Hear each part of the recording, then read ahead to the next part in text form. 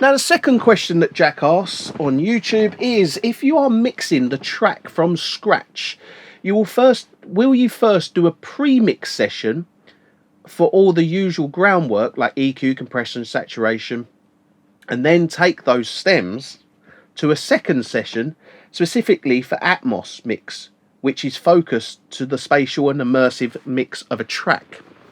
And the answer to that is that what you've got to understand with mixing Atmos is mixing stereo and mixing Atmos are basically the same.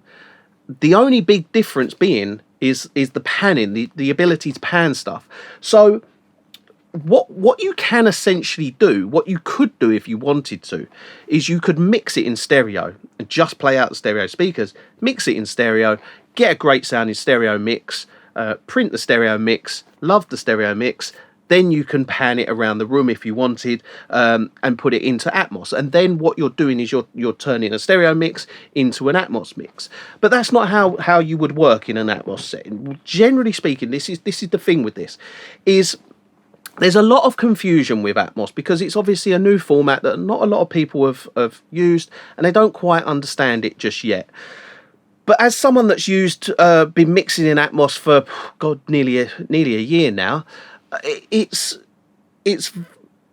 I've come to realise that it's not a massive amount different, because the process that you apply to working in Atmos would be, if I was to download stems from a client, I download stems, I start mixing. Now, if I start mixing a track, what I'm doing is I'm arranging it in exactly the same way. No different, no real difference. The only difference may be I'm using a 3D Atmos reverb rather than stereo reverb. So the reverb's coming out of everywhere. I'm having one of them into a track. But my actual mixing, still using stereo stems, still using stereo buses. They're just now, when it comes to the outputs, instead of outputting to a stereo bus, I now output to multiple 128 channels. So I'm now outputting to multiple channels. So what I can do is I can basically mix exactly the same way as I do in stereo, but then when it comes to panning, instead of me panning left, right, I now pan left, right, up, down, forward, back, and I get this amazing sounding mix in stereo, in Atmos. But this is the thing that not many people understand, is that what I can then do is mix in Atmos and fold it down, bounce a stereo file. But the stereo file that I bounce is binaural.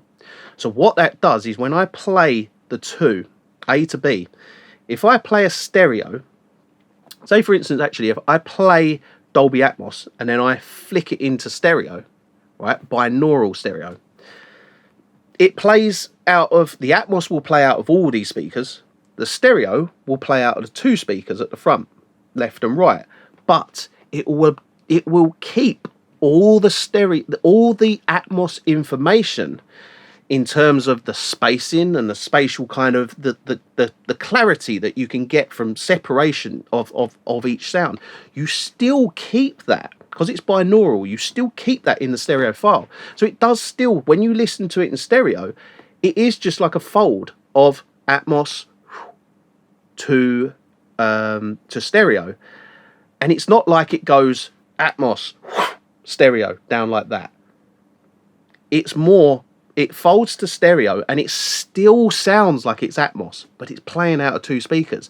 It's phenomenal how good it is. And it's why everyone that uses me to mix their songs, anyone that else in stereo tried to do what I do, they cannot achieve it. It's impossible for them to achieve, because it's, I'm not cheating, but I've got a massive step up because I'm mixing in 3D, folding down to stereo. And when you compare stereo to a binaural stereo, it's ridiculous how much difference there is. It's like comparing mono to stereo. Stereo mixes now sound mono in comparison to stereo binaural mixes. So the actual approach to mixing in Atmos and mixing in stereo, the approach is very, very similar. It's just the panning that you do differently. So just think of it as like, let's say for instance you've got your drums and they're up front here. You put your drums up there, but then you've got cymbals.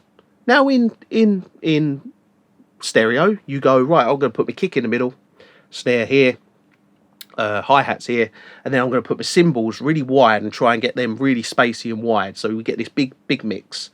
Whereas in Dolby Atmos, we can go, right, well, let's put the kick there in the center, let's put the snare in stereo, let's put the hi-hats kind of there.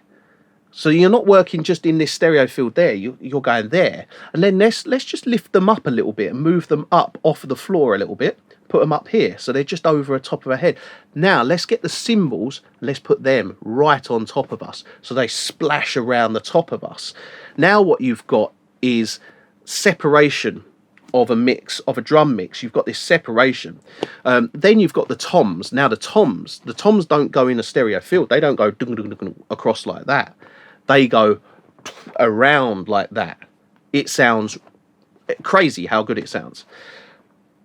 So now what the question is how does that sound when folded down into stereo? So now what we can do is we can fold that down. We can print a stereo binaural stereo mix of that drum mix, for instance, and it still sounds like it's in Atmos. Listening to through two speakers or headphones, I've got a way where I can make it work in speakers.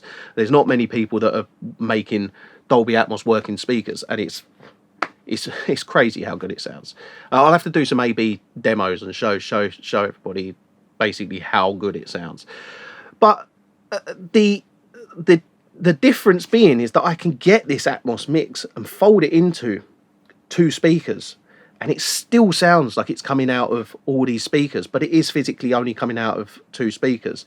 And it's quite amazing, and it's very hard for people to comprehend when it doesn't seem real. And I didn't believe it at first, and then I started working in it, and I was just like, I worked out this way to make it work, and it was like, wow, it really does sound phenomenally good.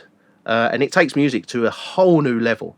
So it's not just a case of, because what a lot of people think is that, you know, you've got Dolby Atmos, everybody's got to have these Dolby Atmos kind of rooms to be able to hear this. No. All you need is a pair of stereo speakers, and you'll hear this, but you'll hear it binaural.